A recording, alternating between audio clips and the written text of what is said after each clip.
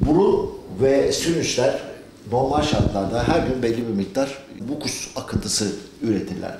Biz bu mukus akıntısını normal şartlarda fark etmeyiz. Çünkü bunların hem akışkanlıkları fazladır, koyu kıvamlı değildirler. Hem de normal bir akış yönleri vardır. Burada gördüğümüz gibi bir normal burnun yanında sinüsler vardır ve burada da konkalar vardır. Alt konka, orta konka, üst konka ve bu burunda bizim üretilen bunların hepsinin içerisinde küçük seres akıntı yapan bezler vardır ve bu bezlerle oluşan akıntı normal şartlarda belli bir yol izleyerek bizim gencimize gelir ve biz bu akıntıyı normal şartlarda fark etmeyiz. Ama belli durumlar olduğunda biz bu akıntıyı fark etmeye başlayabiliriz. Nedir bunlar? Birincisi sekresyonların koyulaşması, koyu bir kıvama gelmesi.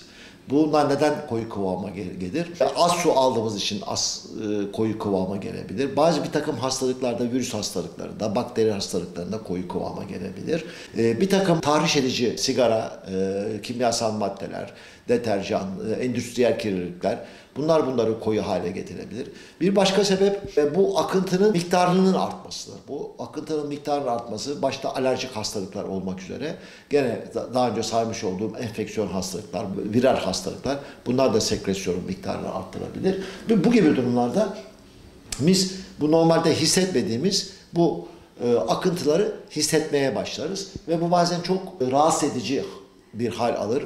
Öksürük şikayeti olabilir, boğazda bir takıntı şikayeti olabilir, burundan nefes alma zorluğumuz olabilir. Bunu fark ettiğimiz anda bu normal olmaktan çıkıyor. Fark etmediğimiz akıntılar normal akıntılardır, fizyolojik akıntılardır. Belli bir yerde de bizim vücudumuzun savunma elemanları arasında sayılırlar. Bir takım viral hastalıklardan olabileceği gibi bazen mikrobik bakteriyel hastalıklardan olabilir. Sinüzitin bir belirtisi olabilir. Alerjik hastalıklarda yanında hapşırma, burun kaşıntısı, gözlerde yanma gibi ek belirtilerle birlikte bir alerjinin habercisi olabilir. Burada biz geniz akıntısının eşlik eden bulgulara önem veriyoruz. Hangi bulgulara eşlik ediyor? Bir de kulak, burun, boğaz muayenesi çok önemli tabii ki. Bazı durumlarda anatomik bozukluklar bu geniz akıntılarının sürekli olmasının sebebiyet verebilir. Yani bir kemik eğriliği normal akıntının yönünü değiştirerek ve o akıntının belli yerlerde toplanmasına sebebiyet vererek rahatsızlık verici duruma gelebilir. Ya da burun etlerinin aşırı büyümüş olması ya da sinüslerdeki bir takım anatomik varyasyonlar normalde bizim fark etmeyeceğimiz akıntıları fark edilir hale gelmesini sağlar. Tek taraflı akıntılara dikkat çekmek istiyorum. Tek taraflı özellikle koyu renkli akıntılar bazen uzun süre devam edebiliyor. Bunlar bir yabancı cisim, burunda kalmış bir yabancı cisim ya da bir taşın belirtisi olabiliyorlar. Bunları hiçbir şekilde ilaçlarla tedavi edemiyoruz. Mutlaka o yabancı cismin ya da oluşmuş taşın ki bu çok uzun zaman zarfında da oluşmuş olabiliyor. Dışarıya çıkartılması gerekiyor. Öncelikle bakteriyel bir enfeksiyon var mı? Bir sinüzitin belirtisi mi? Bunu anlamamız gerekiyor. Eğer bu sinüzitse, bakteriyel bir hastalığın belirtisi ise ona göre uygun bir tedavi yapmamız lazım. Antibiyotikler, antiinflamatuarlar, burun lavajları. Eğer bir alerjiden kaynaklanan bir fark edilme varsa geniz akıntısında bu sefer alerjiyi tedavi etmemiz lazım. Bunun da tedavisi antihistaminikler, nazal kortikosteroidler ve bir takım yardımcı tedavi yöntemleri.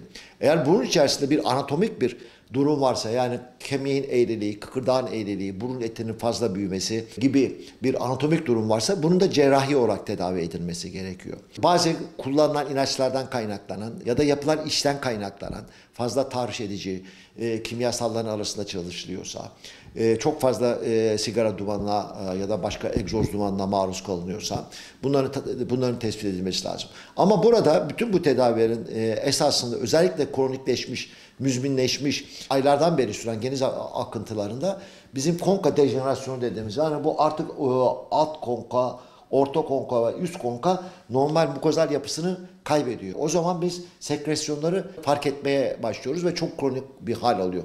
Bu gibi durumlarda bu böyle bir hale geldiyse yani aylardan beri oluşan bir geniz akıntısı varsa bunun için buna yönelik enerji bir tedavi uygulamamız lazım. Bunların başında burun lavajları geliyor.